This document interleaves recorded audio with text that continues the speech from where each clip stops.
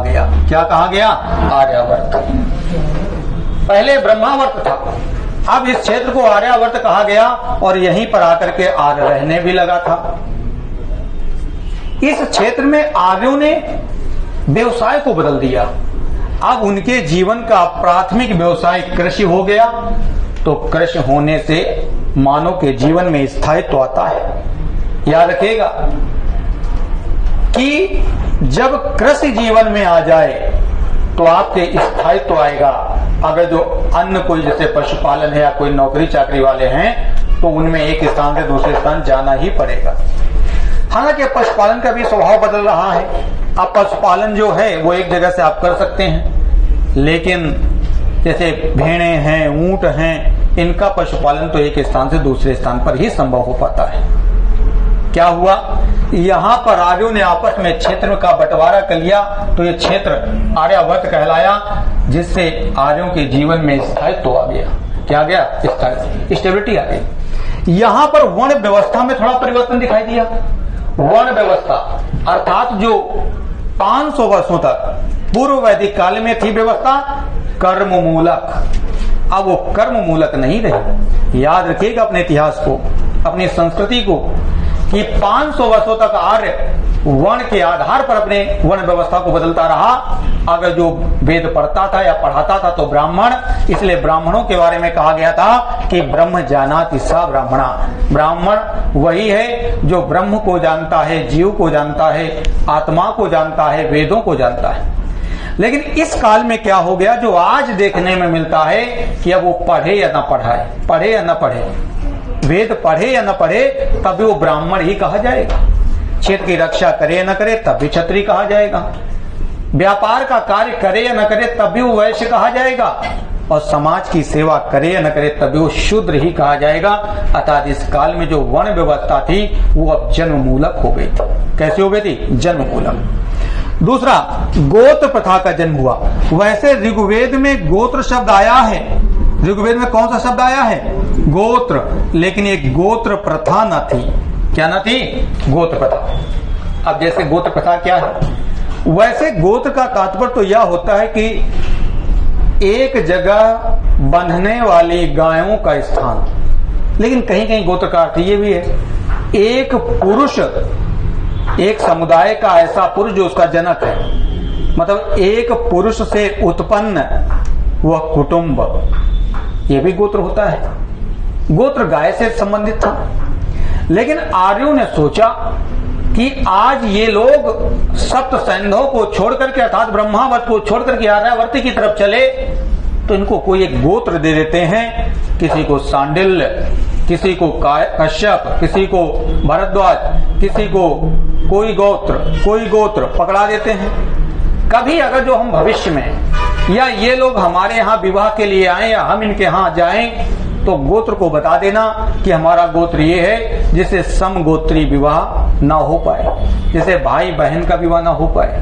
यही तो हो गया। समगोत्री का मतलब भाई बहन पड़ जाते हैं, एक ही गोत्र है, तो समगोत्री विवाह को ना करने के कारण गोत्र प्रथा का जन्म हुआ।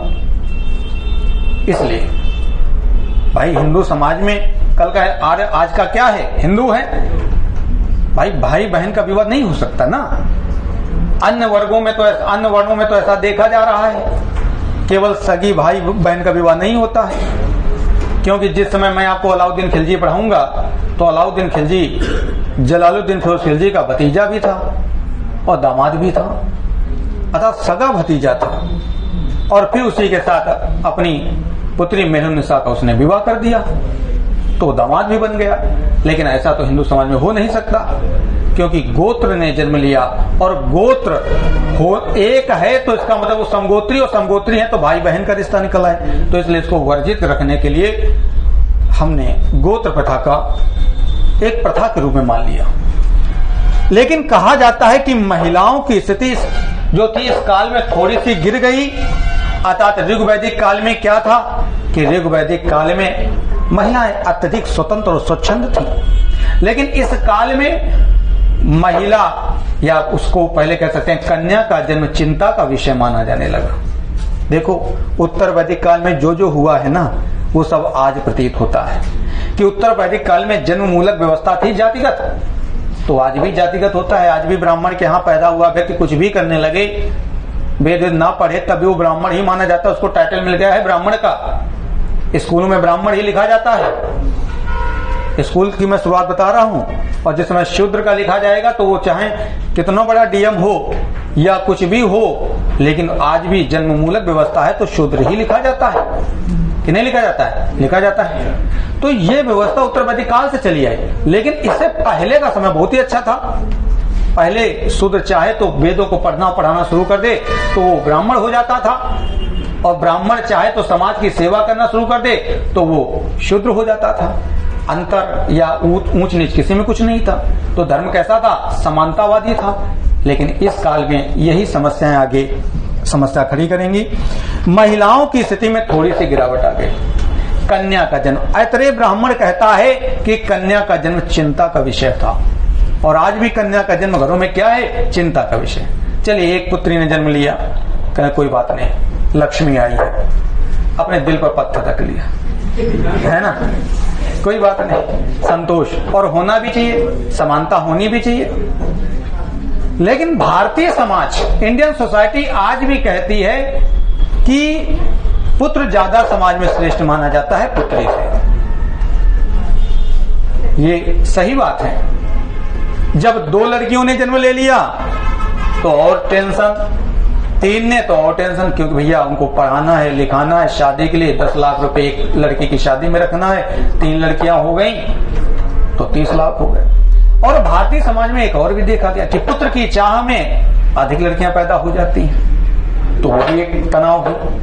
क्योंकि एक हमारे यहाँ समस्या दहेज भी है, ये सब वास्तविकता है, इससे हट नहीं सकते। तो उत्तर वैदिक काल में ऐतरेय ब्राह्मण ग्रंथ कहता है कि इस काल में कन्या का जन्म चिंता का विषय हो गया। तो वास्तव में चिंता तो आज भी होती है। अब वो बड़ी होने लगी तो उनकी सुरक्षा की चिंता, इसके बाद जब विवाह किया जाए घर कैसा मिले तो इसकी चिंता, आगे का जीवन कैसा हो इसकी चिंता। तो कन्या का जन्म तो चिंता का विषय है आज भी। अभी आप लोग क्या जानो, अभी तो आपके कोई कन्या है नहीं, क्या यहाँ कोई पापा जी बैठे हैं क्या? हाँ, चलो कोई बात नहीं, आज नहीं तो कल होंगे, है ना। तो कन्या का जन्म। लेकिन और एक चीज है, जब ऋग्वैदिक काल था तो स्वयंवर होते थे। स्वयं माने सेल्फ, वर माने दूल्हा, अर्थात महिलाओं को तो स्वयं दूल्हा चुनने का अधिकार था। बताइए, पुरुष को नहीं रहा। समाज भले ही दिखावे में पितृसत्तात्मक रही, पुरुषों की चलती रही समाज में, लेकिन महिलाओं की स्थिति कितनी अच्छी थी कि पिता या भाई 30-40 को शॉर्ट लिस्टिंग कर देता था। अपने विराट को ले गया, सचिन को ले गया, पीछे से ले गया, है ना। अब ये सब योग्य हैं, क्या हैं? योग। उसकी कन्या की योग्यता में, सुंदरता में बिल्कुल समकक्ष है। अब बेचारे 30-40 के लिए डेट दे दी गई कि इस डेट को आपको आकर के यहाँ पर स्वयंवर में शामिल होना है। हमारी पुत्री किसी एक को वरमाला पहनाएगी।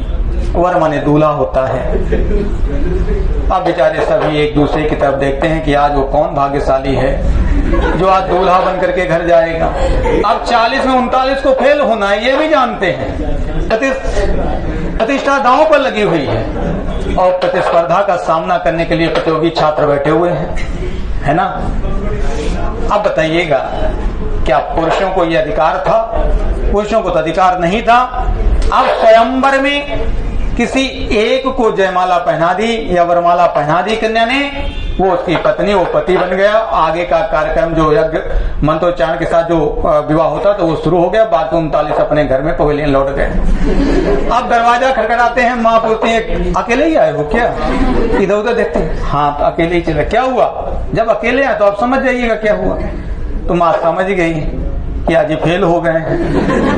कहने लगी कि कोई दिक्कत नहीं है, दूसरा निमंत्रण आया हुआ है, अभी 8 दिसंबर को लगा हुआ है। कहाँ लगा है? 8 दिसंबर को, उसमें जाएंगे तो उसमें ट्राई करेंगे।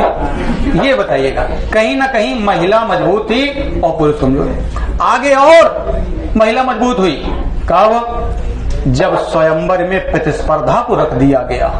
कि चलती हुई मछली के आंख में तीर मारना है, वो भी मछली को नहीं बल्कि नीचे तेल में देखना है। कहाँ देखना है? तेल में। अजगव उठाना है। क्या उठाना है? अजगव।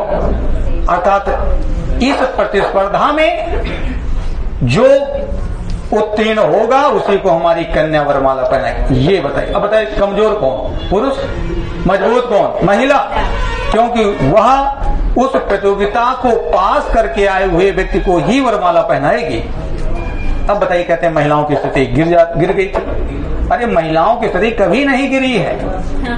महिलाओं की स्थिति तो मध्यकाल में गिरी है। पता नहीं कहां की किंवदंतियां लेकर के आते हैं, कहते हैं महिलाएं बेचारी बहुत सताई गईं। तो महिलाएं जहां सताई गईं तो वहां पर महिलाएं सताई गईं, मध्यकाल में सताई गईं।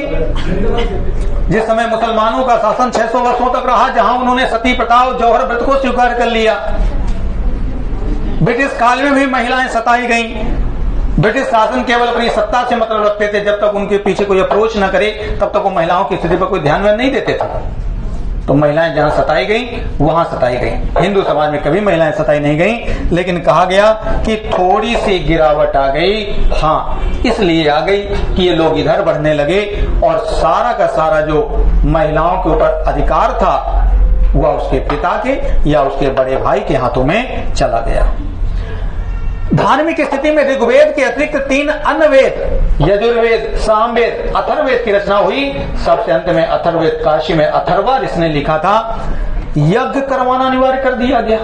ये बात कैसी आ गई यहां पर? तो ध्यान दें, यहां पर क्या हुआ कि यज्ञ अनिवार्य हो गया खासकर क्षत्रियों के लिए, क्योंकि जब आपस में क्षेत्रों का बंटवारा किया गया तो क्षेत्र जो थे बड़े बड़े वो क्षत्रियों को मिल गए। जैसे आजकल देख रहे हैं, कोई ठाकुर साहब होंगे तो ठाकुर साहब के पास जमीन ज्यादा रही होगी,